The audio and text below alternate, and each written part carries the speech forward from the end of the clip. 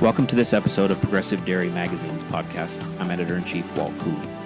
In this episode, you'll hear excerpts from a recent interview I did with Dairyman Michael Johnson from Minnesota. Trailside Holsteins is his farm's name. He's been using ear tags from CowManager for a while now to monitor activity, health, and rumination. He talks about his experience installing the technology, his results, and advice for other dairymen who may be considering similar technology. Now, Michael is a smart young dairyman with a young family. I think you're really going to enjoy hearing from him.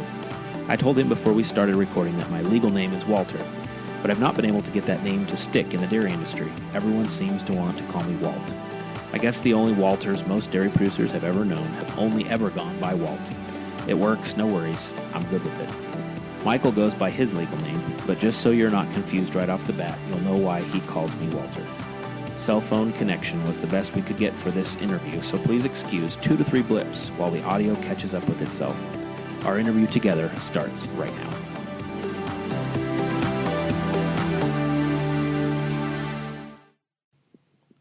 We'd like to welcome today Michael Johnson from Trailside Holsteins to the program. How are you today, Michael? I'm doing good. How are you today, Walter? Great. Thanks for joining us. Would you tell us first just a little bit about your farm, where you're located at, and a little bit about your operation? Yeah, our farm is located in the Midwest in southeast Minnesota, in the rolling hills and bluff lands. And our farm name is Trailside Holsteins. We're actually located right on a Root River State bike trail. It's I think it's about a 60-mile stretch of bike trail that goes along the Root River. So it brings a lot of tourists from the metro area of the Twin Cities and in the summer. So that's where our farm name comes from, but beautiful area of the country, but not the most suited for large acreages. So it's good for contour farming and alfalfa, though. So it suits us good. But our farm, Trailside Holsteins, we have 600 cows. And I farm alongside with my dad, John, who started our farm in 1978. And then my wife, Margaret, and I joined the operation in 2009. So we've been married just about 10 years and have been farming just about 10 years. And we now have 4 children, Sawyer, Levi, Lara, and Jacob, who are 7, 5, 3, and 2. So we're loving raising a family on a farm. Well, we're going to talk today a little bit about technology and how you're using it on the farm, and specifically about cow identification. Tell me a little bit about this experience that you've had starting with CowManager, I believe it is, and why you were interested in that technology. Yeah, we began using the CowManager system for, cow monitoring in early 2015, so about 4.5 years ago. And how we got started, I was back to the farm and still, I was milking some, doing all the herdsman work and managing employees and young stock, and kind of starting to have a young family and just a really full plate, I guess.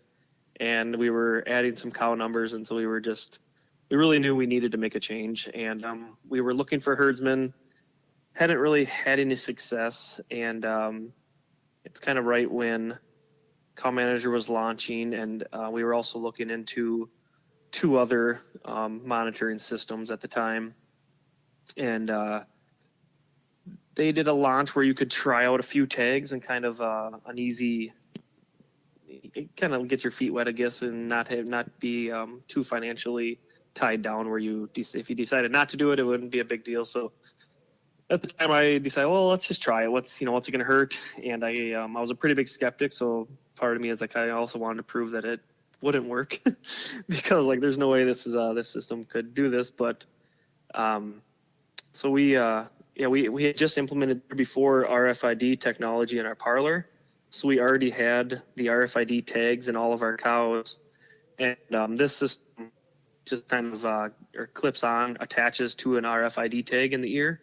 So I really liked that aspect of it, and we do not have collars on our cows, or did not at the time and do not now, but I had worked with collars previously, and didn't really enjoy the experience. So that was another positive. And the low startup cost with having everything web-based and not having to buy any software was a benefit to me. And so we decided to try some, and I guess it was a good experience. And so we decided to start tagging or putting tags on all of our cows.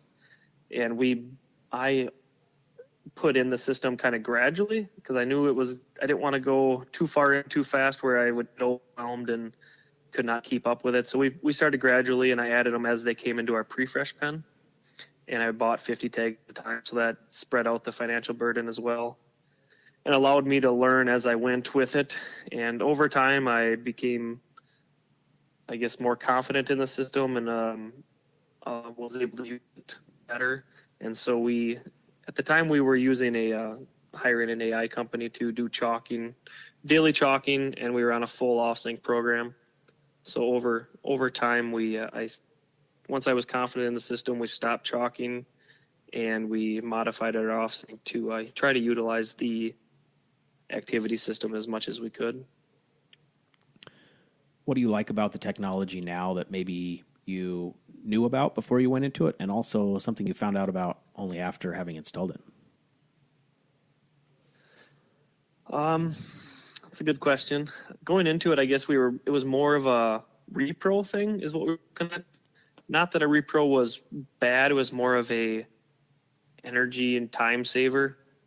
And, I guess I was also looking to the future, hormone usage and just labor savings. And more labor, it just brings on its own issues. But as I used it more, though, I really began using the rumination a lot more and really watching that on fresh cows. And when I was giving vaccinations and things, just really seeing you don't realize how much you affect a cow when you move her from one pen to another, or you give her a vaccination. When you can watch her hourly or minute rumination and how much she's eating and when she changes, it really makes you think about every interaction or everything you do to that cow. So I modified quite a bit of our sync program and a lot of our vaccination schedules actually after having the system. We're moving our days of milk or voluntary waiting period, back more as our repro has improved. I've modified our shot schedules, and that's always kind of a work in progress, trying to do the best we can to keep our cows, getting them bred at the optimal time and the peak days in milk, but yet not getting cows too far stretched out in the post BST era. I don't want cows too far out and not getting bred, so we still do utilize some synchronization. Our volunteer work now is about 72 days. And then I just looked here, I think I'm at about 70% of our cows will be bred their first breeding off of the using the CowManager system. And then after, about 30% are either cedar synced or time bred through off-sync program. And then that includes resync cows. So using that rumination data and pinpointing the exact time when the cow starts becoming in heat and I guess finishes her heat cycle, and knowing when to breed the cow has helped. The rumination with the sick and health cows, we definitely, as I was able to learn the system and watch, I know I've learned which cows need to be checked out and maybe if they need to have a vet look at them or need to be given medications. The system really helps me decide on those cows, and I'm definitely finding them a lot faster than I would have before. I have a great set of employees, and they do a good job, but they're only seeing a cow for a few minutes a day maybe, and to be able to tell if a cow is sick in those few minutes, not even the best cow person can do that, but having the data available to know 24 hours a day what that cow is doing, I'm definitely catching the cows faster when they do become ill. Anything you do on a farm, any protocols or management decisions, it affects every farm differently. I had to figure out how it was going to work for me, and it's really benefited us and allowed me to. We've increased our numbers now to over 600 cows, where we were at 50 when I began implementing it. Still do everything, and confidently know that I'm doing a good job. Would you say Michael, your expectations have been realized, or are there still things you're hoping to realize about the technology? Yeah, I mean, definitely I'd say my expectations have been realized. I mean, I'm a big believer in it, and we've stuck with it. I can do a lot more on my phone now than I could before. I can, if I need to deactivate a cow, if I'm selling a cow and they're going to put that tag at a different cow, I can do that right on my phone. And there's more data available on my phone. I look at the computer maybe only a couple times a day, and that's usually if I'm entering data or need to be doing something else on there. Otherwise, it's a majority using the cell phone, or the app, cow side when I'm in the barn. And that, I guess, to the earlier question about, something that maybe I'd have changes, and that's been a big change. I'm in the barn looking. I don't have to go back to the computer or have paper with me all the time of all the info on the cows to, if I see something on a cow, I can just decide right then and there if I want to breed that cow or sort her off to be examined further. I would say I've got expectations going forward. I mean, it's got to continue to add benefit, and maybe there's a few ideas, things that I would like to continually, from the company, I guess, to continually to add value to the product if we're going to be continue to use it, because technology, I mean, as everybody knows, technology changes fast, and if you don't keep improving and keep adding value to it, there'll be something better coming along. And if the price is right or economically, you gotta make it work right for us. So. Tell me what advice you'd have for other farmers who are considering this technology or something like it. I think one of the biggest things is, if you're going to invest in a system like this, I mean, obviously any technology is not cheap, and finding a support system, believing in the company first of all, but then if you do decide to invest, you have to really believe in the product. I know of a lot of people, whether it's automatic calf feeder or a cow monitoring system or a parlor system, I mean, anything. If you don't believe in it and you're a skeptic and you don't trust it, it's not going to work. And a lot of people, things they say don't work, well, they were already not believing it before they didn't give it a chance. And so I said, believing in the system and the data that it's giving you, and then you taking that data and making it work for you. I mean, I always say, it's just data. That's all it's giving me. It's not breeding the cow. It's not deciding, if that cow is actually sick. It's just giving me the info. And if I want to use that info or not, that's up to me, and that's up to every farmer how they're going to make that work for them, how they're going to change their protocols or management to help it pay for them. But I always a big believer in, for a mid-sized herd like mine, it allows me to still do all the herdsman work, but yet get off the farm and be away. I mean, like I said, we recently had a son, and I was able to stay in the hospital with my wife, but yet check my phone a couple times a day and report back to the farm of who to breed, and hey, maybe this cow's sick, go check her. And I mean, that's a big peace of mind and big benefit for me, being hands-on and being able to be involved, but yet not have to be on the farm all the time. Can you remember the moment, or maybe there was multiple moments, where your belief in the product was confirmed, that you were like, oh yeah, hey, this actually worked like it said it was going to work? I don't know if I can say an exact moment. I guess it happens all the time. I think over time, as you start doing preg checks and you realize cows are becoming pregnant off of just a system telling you that she was in heat the night before, but you never saw her, or maybe you even bred her and was like, gosh, I still don't know if this cow's or is in estrus, and then she is pregnant. So that over time builds your confidence.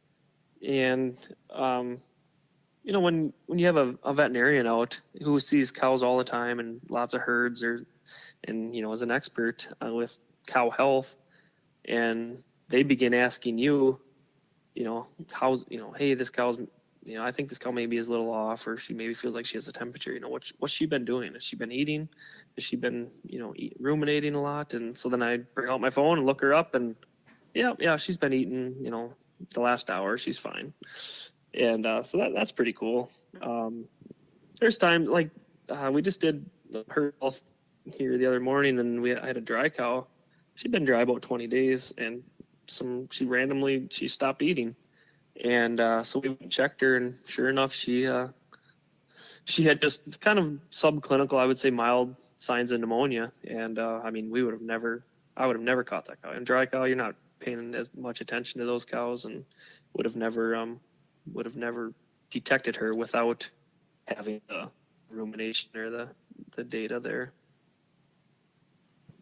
That's a great story. Tell me where you read Progressive Dairy Magazine, and also why you are proud to dairy. Where I read Progressive Dairymen, I Yeah. read Progressive Dairymen on our island in my kitchen, usually in the morning when I'm having coffee. That's usually, or sometimes in bed at night, but lately in the summertime, I think usually bedtime I hit the bed. It's haven't done a lot of reading, but in the winter it's usually a bedtime, but or else now in the summer it's usually in the morning when the house is quiet and I got a little time to read. And why I'm proud of dairy. I guess, this is a great question, and it's sometimes a hard one to answer, 'cause some days you kind of question why you're exercising, I guess, for free, and purpose of the work, caring for the cows and knowing we have a good product. Our milk has been going right into a fluid market now, into the Quick Trip convenience stores that are in the Midwest here. They're located out of La Crosse, Wisconsin.